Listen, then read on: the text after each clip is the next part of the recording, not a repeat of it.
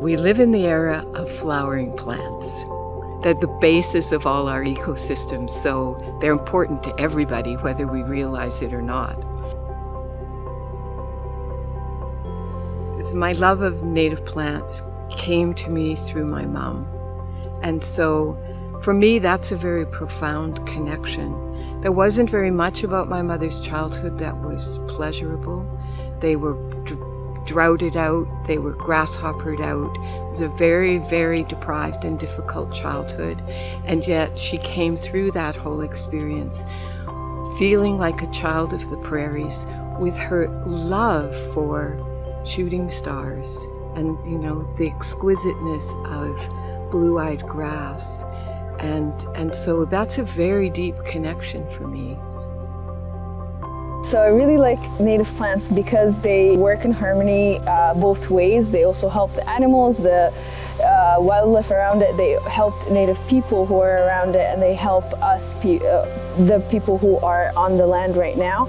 And to have the connection with native plants is to know this land. It's so important to have natural areas and native plants around, so then you can find your sense of place, or have your thoughts be like, these plants can thrive here, so can I. I love their cultural uses, their ethnobotanical uses, so the ways that people have used them in the past. It kind of connects me to my roots and to Saskatchewan specifically because I grew up here. I don't know, I've always kind of loved flowers. I have a bunch of native flowers tattooed on me, and I'm happy that we get to do active invasive species management, because I think we hear a lot about that, and it's cool getting to do hands-on removal and mapping of it and stuff. It actually feels like I'm making a difference.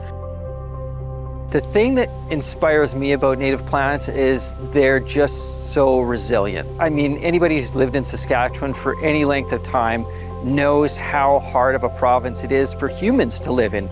It can be plus 40, it can be minus 40, and these plants have weathered this for millennia. And they're still here, despite all of the natural pressures put on it, all of the pressures that we as humans have put on it, and I think we need to step up.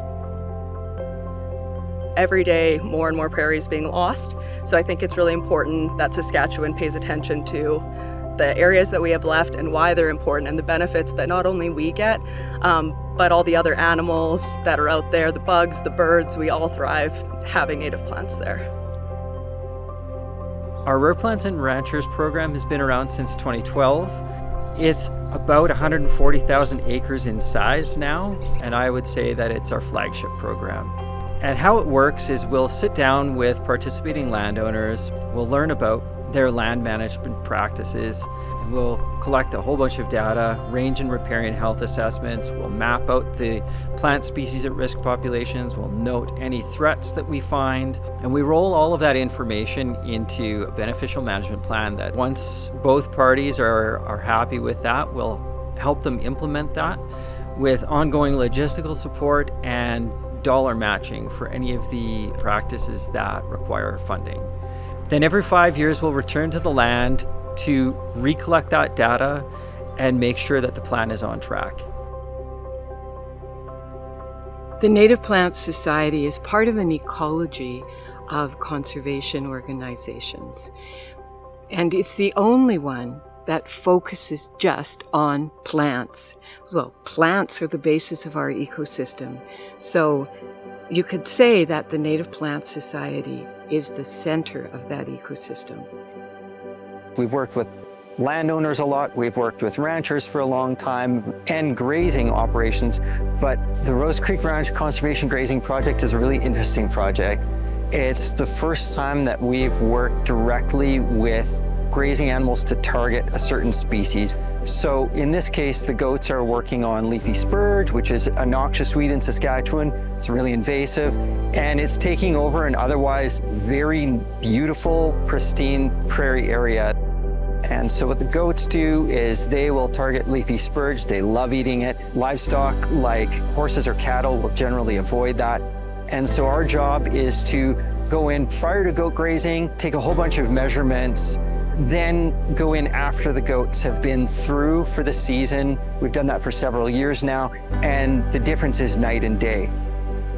These ranchers have proven that it's not very difficult. They still run cattle. And when everything else has failed to control leafy spurs, if you tried other biocontrol like beetles, if you've tried herbicide, the goats will work if all of those other things have failed.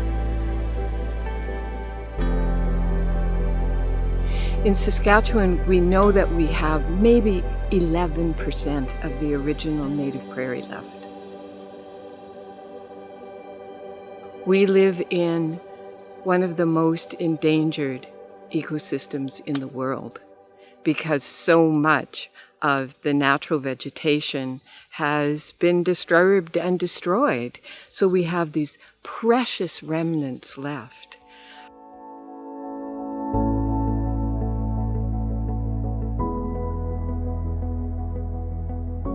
The Native Plant Society was actually the first organization in Saskatchewan to address the threat of flowering rush, and probably one of the first in all of Canada. We're certainly the first to have successfully dealt with an infestation of flowering rush. This really aggressive invader of riparian habitats.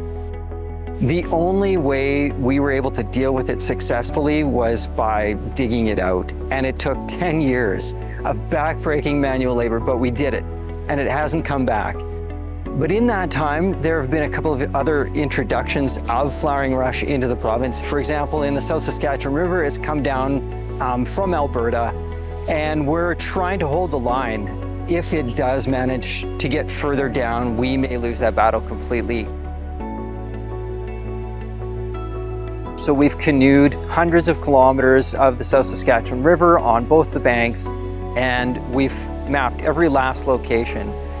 And then we've gone back and fight it like a fire, fight those spot fires, those spot infestations, and then work at that outer edge and bring it further in.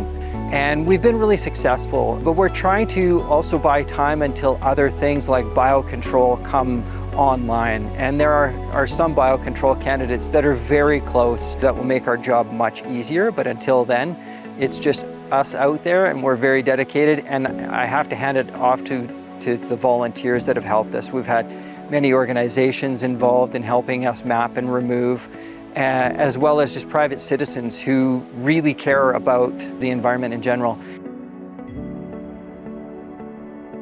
We need to have natural habitats. We need to know what's growing out there. We need to be able to look after these special places. And the Native Plant Society is important because that's its focus. That's the job it exists to do. So 2025 is the 30th anniversary of the Native Plant Society of Saskatchewan. I am lucky enough to have been involved with it for over half of that time. I look back into the archives of what happened, in the 90s when the Native Plant Society started up. I even remember back to when I first started with the Native Plant Society, and the growth has just been monumental. The people that work for the Native Plant Society of Saskatchewan are just the best people. And the membership is so solid. We send out a call for volunteers and my inbox fills up. We send out a call for donations and they start coming in almost immediately. So I can't have anything but positive thoughts and good hopes for the future, knowing that about the society.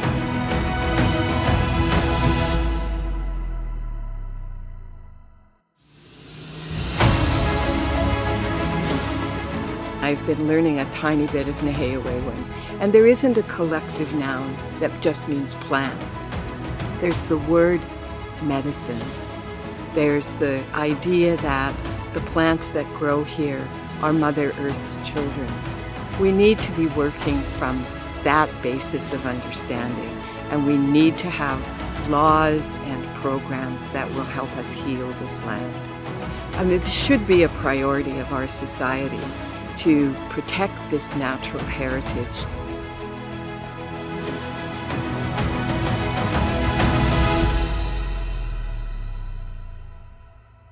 I hope for the future of Saskatchewan's native plants and habitats that they get the respect that they deserve. I think if we knew just how important they were, we would do a lot more to try and give them a future in the province. be that kind of grassroots conservation and restoration or policy change at the highest levels of government.